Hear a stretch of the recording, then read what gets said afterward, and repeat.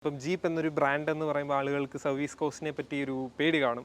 Assistance തരാമെന്ന് പറഞ്ഞാൽ ആ ഒരു ഗ്യാരണ്ടി അവർ തന്നപ്പോൾ നമുക്ക് കൂടുതൽ കോൺഫിഡൻസ് ആയി വണ്ടി. ബോഡി റോളിംഗ് കൂടുതലാണ് ഇനോയിൽ. ഇതിനകത്ത് കയറിയാൽ അതൊന്നും അറിയാനില്ല. ക്രിസ്റ്റയിലാണ് പോയത്. ക്രിസ്റ്റയിൽ അവിടെ ചെന്നിട്ട് മാറി ഇതിലോട്ട് കയറി ടെസ്റ്റ് ഡ്രൈവ് നമ്മളൊരു 10 കിലോമീറ്ററോളം എന്നെ അവർ കൊണ്ടുപോയി. പക്ഷെ എന്തുകൊണ്ടോ അവർ എൻ്റെ അഭിപ്രായത്തിൽ പോരാ. ഹലോ ഫ്രണ്ട്സ്, വോക്ക് വിത്ത് നെഫിൻ്റെ ഏറ്റവും പുതിയ എപ്പിസോഡിലേക്ക് സ്വാഗതം.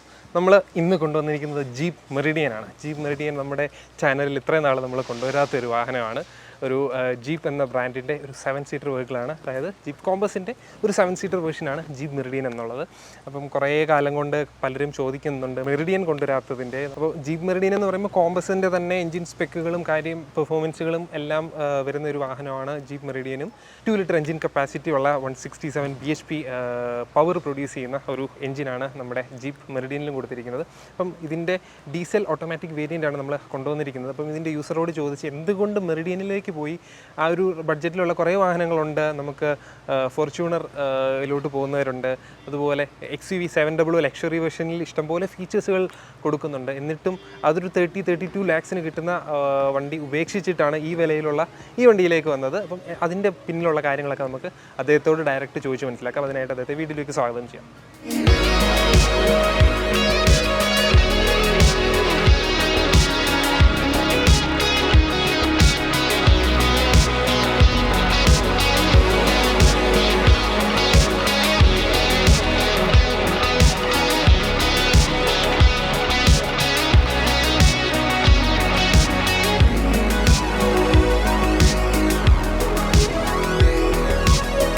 ഓക്കെ, ഇതാണ് ജീപ്പ് മെറിഡിയൻ്റെ ഓണർ. ഹായ് അങ്കിൾ, എൻ്റെ പേര് ജയകുമാർ. എന്താണ് ചെയ്യുന്നത്? എനിക്ക് ബിസിനസ്സാണ്. ഞാൻ ഒരു സ്കൂൾ നടത്തുന്നുണ്ട്. കൂടാതെ ഒരു ക്രഷർ യൂണിറ്റ് ഉണ്ട്. പിന്നെ ഫിഷ് ഫാമിങ്ങിന് പല രീതിയിലുള്ള ബിസിനസ്സുകളായിട്ട്. ഓക്കെ, അപ്പം നമുക്ക് അറിയേണ്ടത് മെറിഡിയൻ എന്തുകൊണ്ട് വന്നു, മെറിഡിയനിലേക്ക് എന്തുകൊണ്ട് വന്നു എന്നുള്ള കാര്യങ്ങളൊക്കെയാണ്. ഏതൊക്കെ വണ്ടികളാണ്? ഞാൻ 90 തൊട്ട് വാഹനം 4 വീലർ ഉപയോഗിക്കുന്നുണ്ട്. 2005 SUV ഇന്നോവയിലോട്ട് ഞാൻ കയറുന്നത്. അത് ഇന്നോവ തുടങ്ങിയതാണ്. ഇന്നോവ തുടങ്ങി പിന്നെ 3 ഇന്നോവ ഞാൻ വാങ്ങിച്ചു. ലാസ്റ്റ് ക്രിസ്റ്റയാണ് ഉപയോഗിച്ചുകൊണ്ടിരുന്നത്. എല്ലാവരും 1.5-2 ലക്ഷം കിലോമീറ്റർ കഴിയുമ്പോൾ ഞാൻ കൊടുക്കും. വീണ്ടും പുതിയ കൊടുക്കും. അതാണ് എൻ്റെ ഒരു രീതി. ട്രാവലിംഗ് എനിക്ക് ഭയങ്കര ക്രൈസാണ്. അപ്പോൾ അങ്ങനെ ക്രിസ്റ്റ എടുത്ത് കുറേ കാലം ഇങ്ങനെ ഇന്നോവയിൽ തന്നെ ആയപ്പോഴാണ് എനിക്കൊന്ന് വണ്ടി മാറണം എന്നൊരു തോന്നലും. ക്രിസ്റ്റയുടെ വില ഇപ്പോൾ 38-39 ലക്ഷം പുതിയ ഇറങ്ങുന്നതിനാകുമെന്ന് പറഞ്ഞു. അപ്പം ഒന്ന് മാറി ചിന്തിക്കണമെന്ന് ആഗ്രഹിച്ചു. അപ്പോൾ ഏതിന് പറ്റിയ വണ്ടി നമുക്ക് ഏതാണെന്ന് അറിയാൻ വേണ്ടി എനിക്ക് നോഹവ് വളരെ ഇല്ല വണ്ടിയെ പറ്റിയുള്ള. അപ്പോൾ എൻ്റെ പെങ്ങളുടെ മക്കളും ഒക്കെ ഉണ്ടായിരുന്നു. അവർ 2-3 പേരെ പരസ്പരം അവരറിയാതെ. അപ്പോൾ അവർ ചോദിച്ചു ഏത് റേഞ്ചിലാണ് മാമന് നോട്ടം വണ്ടി. അപ്പോൾ ഞാൻ പറയും എനിക്കൊരു 40-നും 50-നും ഇടയ്ക്കുള്ള വണ്ടി സെലക്ട് ചെയ്ത് തരണം എന്നുള്ളത്. അപ്പോൾ ഈ 3 പേര് പരസ്പരം അറിയാതെ ബാംഗ്ലൂരും ട്രിവാൻഡ്രത്തും എറണാകുളത്തും ഇരുന്നുകൊണ്ട് വണ്ടി ഇങ്ങനെ നോക്കി ഏറ്റവും ബെസ്റ്റായിട്ട് അവർ 3 പേരും ചൂസ് ചെയ്ത് ജീപ്പ് മെറിഡിയനാണ്. അപ്പോൾ അതിനുശേഷം ഞാൻ പിന്നെ എറണാകുളത്ത് പോയി, ഷോറൂമിൽ പോയി, മെറിഡിയൻ പോയി കണ്ടു. വേറെ 1-2-3 വണ്ടികൾ ഇവർ പറഞ്ഞെങ്കിലും വേറെയൊക്കെ പോയി നോക്കിയെങ്കിലും അവിടെ പോയപ്പോഴത്തേക്ക് അവരൊരു ടെസ്റ്റ് ഡ്രൈവ് തന്നു. ടെസ്റ്റ് ഡ്രൈവിനകത്ത് നമുക്ക് വളരെ കംഫർട്ടായിട്ട് എനിക്ക് തോന്നി യാത്ര. ഇന്നോവയിലാണ് ഞാൻ അവിടെ പോയത്. ക്രിസ്റ്റയിലാണ് പോയത്. ക്രിസ്റ്റയിൽ അവിടെ ചെന്നിട്ട് മാറി ഇതിലോട്ട് കയറി ടെസ്റ്റ് ഡ്രൈവ് നമ്മളൊരു 10 കിലോമീറ്ററോളം എന്നെ അവർ കൊണ്ടുപോയി വളരെ റഫായിട്ടുള്ള റോഡിലും നല്ല റോഡിലും ഒക്കെ യാത്ര ചെയ്തപ്പോൾ എനിക്ക് യാത്ര വളരെ കംഫർട്ടബിളായിട്ട് തോന്നി. നല്ല പവറായിട്ട് തോന്നി. വളരെ കംഫർട്ട് ഫീൽ ചെയ്ത്. അങ്ങനെ പിന്നെ വേറെ ഒന്നും നോക്കിയില്ല. അപ്പോൾ അവർ 3 പേരും ഒന്ന് സെലക്ട് ചെയ്യാം. പിന്നെ ഞാൻ വേറെ നോക്കിയില്ല. അപ്പം ഇന്നോവ ക്രിസ്റ്റ 2.8 ആയിരുന്നോ അതോ? 2.8 ആയിരുന്നു. പവർ എഞ്ചിനാണ്. എഞ്ചിൻ പവർ റൈസ് ചെയ്യുമ്പോഴത്തേക്ക് ഭയങ്കരമായിട്ട് ഒരു ശബ്ദത്തോടുകൂടി മൂവ് ചെയ്യുന്നത്. അപ്പം അതൊരു പോരായ്മയായിട്ട് എനിക്ക് അന്ന് തോന്നിയായിരുന്നു. ഓവർ പവർ ആണെന്ന് തോന്നിയിട്ടുണ്ടായിരുന്നു 2.8 എഞ്ചിനായിട്ട്. പക്ഷെ എന്നാലും കംഫർട്ട് ഇല്ലെന്നും പറയാൻ നല്ല കംഫർട്ട് തന്നെയായിരുന്നു. അത്രയും നാൾ ഉപയോഗിച്ച് അത്രയും കംഫർട്ടായിട്ട്. പക്ഷെ മാറി കയറിയപ്പോൾ ബോഡി റോളിംഗ് ഒക്കെ മാറിപ്പോയി. ബോഡി റോളിംഗ് കൂടുതലാണ് ഇനോയിൽ. ഇതിനകത്ത് കയറിയാൽ അതൊന്നും അറിയാനില്ല. ഇതിന് ഇൻഡിപെൻഡൻറ്റ് സസ്പെൻഷനാണ്. അതിൻ്റെ എഫക്റ്റ് നമുക്ക് അറിയാം ശരിക്കും. അതിൽ ഇങ്ങോട്ട് മാറിയപ്പോഴാണ് ആ ഫീല് നമുക്ക് ഉണ്ടായത്. എനിക്ക് അതുപോലെ ഹാരിയർ ഞാൻ ഉപയോഗിക്കുന്നുണ്ട്. ഇപ്പോൾ അതിനകത്തോട്ട് കയറാൻ നമുക്ക് ബുദ്ധിമുട്ടാണ് സത്യം പറഞ്ഞാൽ. പിന്നെ ഹാരിയർ നല്ല റോഡിൽ കൂടെ പോകുമ്പം, നല്ല ഹൈവേ കൂടെ പോകുമ്പം അത് ഈ പറഞ്ഞ പോലെ വേറെ പ്രശ്നങ്ങളൊന്നുമില്ല. പവറാണ്. നമ്മൾ നല്ല കോൺഫിഡൻസ് ഫീൽ ചെയ്യാറുണ്ട്. എയറിൻ്റെ ശബ്ദം ഫീൽ ചെയ്യത്തില്ല. ഇനോവയിൽ നമ്മൾ നല്ല സ്പീഡിൽ പോവുകയാണെങ്കിൽ എയറിൻ്റെ കട്ടിങ്ങിൻ്റെ ശബ്ദം നല്ലതായിട്ട് വരും, അകത്തോട്ട് വരും. പക്ഷേ ഈ ഹരിയറിന് അത് വരത്തില്ല. ഇതിനും ഇത് അറിയാനില്ല, എത്ര സ്പീഡിൽ പോയാലും നമുക്ക് ഈ വണ്ടി ഇത്രയും സ്പീഡിലാണോ പോകുന്നത് പോലും നമുക്കറിയാൻ പറ്റും. ഞാൻ ഈ അടുത്ത സമയത്ത് ഒരാഴ്ച തുടർച്ചയായിട്ട് ഒരു തമിഴ്നാട് കുറേ ക്ഷേത്രങ്ങളിലേക്ക് യാത്ര പോയായിരുന്നു. അത് ഭയങ്കരമായിട്ട് നമുക്ക് എൻജോയ് ചെയ്യാൻ പറ്റി. യാത്ര ക്ഷീണം ഫീൽ ചെയ്തേ ഇല്ല. അപ്പം അങ്ങനെ എനിക്ക് വളരെ സുരക്ഷിതമായിട്ട് തോന്നുന്നു. ആ സുരക്ഷിതത്വം കൊണ്ട് ഞാനിപ്പോൾ ഒരു ഓൾ ഇന്ത്യ ട്രിപ്പ് അടുത്ത മാസം അവസാനത്തോടെ പ്ലാൻ ചെയ്തിരിക്കുക. ഒരു 5000 കിലോമീറ്റർ, 145 മണിക്കൂർ പ്ലാൻ ചെയ്തിട്ടുണ്ട്. ഒരു ദിവസം ഒരു 300-500 കിലോമീറ്ററിന് ഇടയ്ക്കുള്ള ട്രിപ്പാണ് പ്ലാൻ ചെയ്ത് വെച്ചിരിക്കുക. ഞാനും വൈഫും മാത്രം. കാരണം ഒരുപാട് പേര് പോയി പ്ലാനിങ് നടക്കത്തില്ല, ഒരുപാട് പലർക്കും പല ടൈമാണ്. അപ്പം നമ്മുടെ ഇഷ്ടത്തിന് നമ്മൾ യാത്ര തുടരുക എന്നുള്ളത്. എപ്പം ചിലപ്പം ബ്രേക്ക് ചെയ്യണമെന്ന് തോന്നിയാൽ നമുക്ക് തിരിച്ചു പോരാമല്ലോ. അപ്പം വേറെ ഗ്രൂപ്പിനെ കൂട്ടി അത് പറ്റത്തില്ല. നമുക്ക് ഡ്രൈവറും കൂട്ടി ഞാനങ്ങ് പോകും. അതാണ് നമ്മുടെ പ്ലാൻ. അതിനുവേണ്ടി തന്നെ എടുത്ത വണ്ടി. വേറെ ഒന്ന് നോക്കാൻ ഈ റേഞ്ച് അല്ല, ഇനി അപ്പുറത്തോട്ട് റേഞ്ചിലോട്ട് പോയാലും എനിക്ക് തോന്നില്ല ഇത്രയും കംഫർട്ടബിൾ. ഞാൻ വേറെ വല്ല വണ്ടി ഫോർച്യൂണറൊക്കെ നോക്കി ഞാനത് യാത്ര ചെയ്തിട്ടുമുണ്ട്. വലിയ താല്പര്യം തോന്നിയില്ല. 100%. രണ്ടും ഞാൻ നോക്കി. ഫോർച്യൂണർ എൻ്റെ ഫ്രണ്ടിന് ഞങ്ങൾ ഒന്നിച്ച് യാത്ര ചെയ്തിട്ടുണ്ട്. അതിനെക്കാട്ടിലൊക്കെ വണ്ടി ഇച്ചിരി വലിപ്പം ഫീൽ ചെയ്യുന്നേ ഉള്ളൂ. ഫോർച്യൂണർ കുറച്ചുകൂടെ ലുക്ക് വരുമെന്നേ ഉള്ളൂ. പക്ഷെ ഇത് ഒരു എല്ലാം കൊണ്ടും ആയിട്ടായാലും ഒരു കാറിൻ്റെ ഫീൽ എന്തായാലും നല്ലതായിട്ട് തോന്നും. ഡ്രൈവിംഗ് ആണെങ്കിൽ ഡ്രൈവർ വെക്കണമെന്ന് തോന്നി. ഞാൻ ഡ്രൈവർ വെച്ച് ഞാൻ യാത്ര ചെയ്യാറുള്ളൂ. ഡ്രൈവറെ ഒഴിവാക്കിക്കൊണ്ട് ഓടണമെന്നാണ് ഇപ്പം എൻ്റെ ആഗ്രഹം. അത്ര ഈ സീറ്റും സ്റ്റിയറിങ്ങും പൊസിഷനും ഒക്കെ ഭയങ്കര സുഖമാണ്. ഡ്രൈവ് ചെയ്യാൻ തോന്നത്തില്ല. ടോപ്പ് വേരിയന്റ് ടോപ്പ് വേരിയന്റ് എല്ലാം വന്നിട്ടുണ്ട്. ഓക്കെ, ഇനി അടുത്തതായിട്ട് നമുക്ക് ഇതിന്റെ വിലയും ബുക്കിംഗ് പീരീഡും ഒക്കെയാണ് അറിയേണ്ടത്. എന്നാണ് ഇത് ബുക്ക് ചെയ്തത്? ബുക്ക് ചെയ്ത് എത്ര മാസം എടുത്തു ബുക്ക് ചെയ്തിട്ട് കിട്ടാൻ? ഡേറ്റ് പറയാണെങ്കിൽ ഞാൻ ഫെബ്രുവരിയിലാണ് ഈ വണ്ടി കാണാൻ പോയത്. ഫെബ്രുവരി ലാസ്റ്റ് മാർച്ച് ആദ്യമാണ് ഇത് ബുക്ക് ചെയ്യുന്നത്. ബുക്ക് ചെയ്തപ്പോൾ അവർ ഞാൻ പറഞ്ഞ എക്സ്ചേഞ്ച് നിങ്ങൾ ചെയ്യണം, എന്നാലും ഞാൻ ഇത് എടുക്കത്തുള്ളൂ എന്ന് പറഞ്ഞു.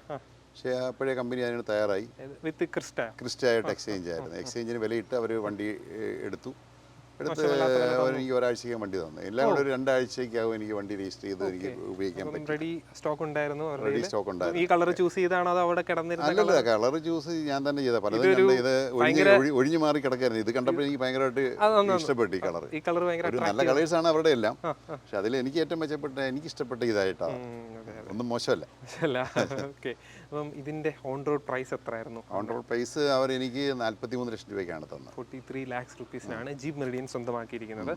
അപ്പോൾ ഇത് എത്ര കിലോമീറ്റർ ഓടിച്ചിട്ടുണ്ട് ഇതുവരെ? ഇപ്പം 3 മാസം കഴിഞ്ഞല്ലോ, 4 മാസം. ഇപ്പം 16,000 കിലോമീറ്റർ ആയിട്ടുണ്ട്. 4 മാസം കൊണ്ട് 15,000 ആയില്ലേ? ഇതേ കുറവാകട്ടെ.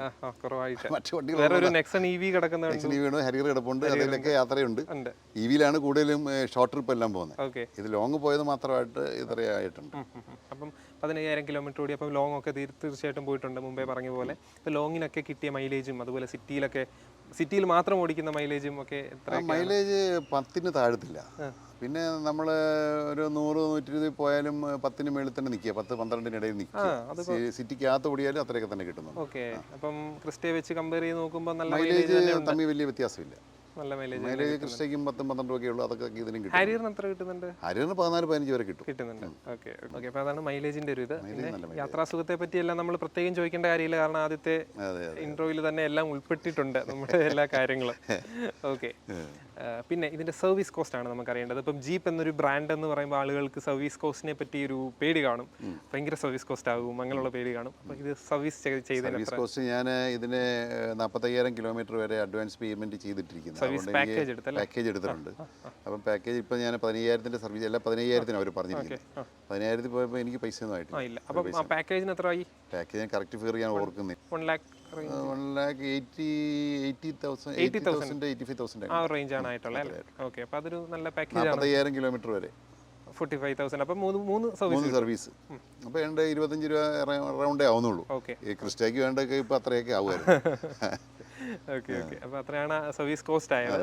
ഓക്കെ, പിന്നെ സർവീസിന് കൊണ്ടുപോയപ്പോൾ എന്തെങ്കിലും കംപ്ലൈൻസോ എന്തെങ്കിലും പോരായ്മകളോ നമുക്ക് പറയാൻ ഇല്ലായിരുന്നു. അതായത് ബഗ്ഗോ അല്ലെ ചെറിയ ഇഷ്യൂസ് ഒക്കെ കാണുമല്ലോ? ചെറിയ ഇഷ്യൂസ് ഒന്നുമില്ല. ഒരു ഇഷ്യൂവും അങ്ങോട്ട് പറയാനൊന്നും ഇല്ലായിരുന്നു. അവർ ചെക്ക് ചെയ്ത് തന്നു.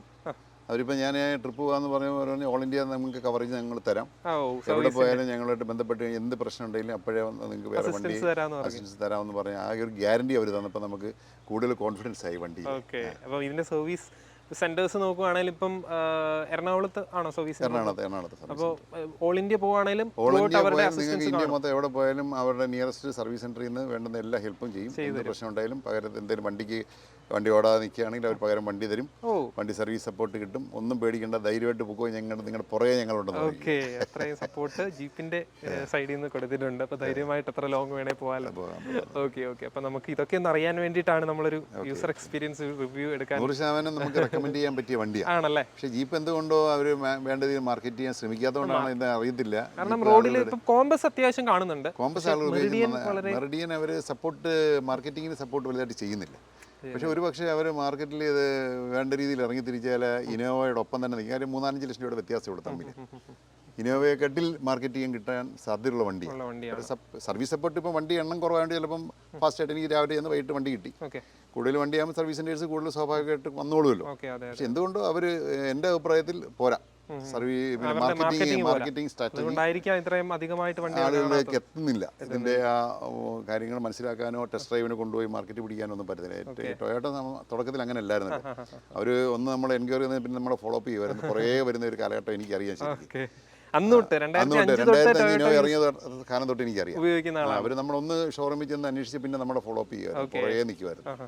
ടെസ്റ്റ് ഡ്രൈവിന് പല പ്രാവശ്യം വന്ന്. അപ്പോൾ അങ്ങനെയൊക്കെ ഇവരും ചെയ്തു കഴിഞ്ഞാൽ ഉറപ്പായിട്ടും ഈ വണ്ടി ഇനോവയെക്കാട്ടിൽ മാർക്കറ്റ് കവർ ചെയ്യുന്നതാണ് എൻ്റെ ഒരു 4-5 ലക്ഷം രൂപയുടെ വ്യത്യാസമല്ലേ. അപ്പോൾ ഫിനാൻസ് ഇട്ട് പോകുന്നവരെ സംബന്ധിച്ച് വലിയ എമൗണ്ട് ഡിഫറൻസ് വരുത്തില്ല. ഇൻസ്റ്റാൾമെൻറ്റിനകത്ത് പോലും വരുത്തില്ല.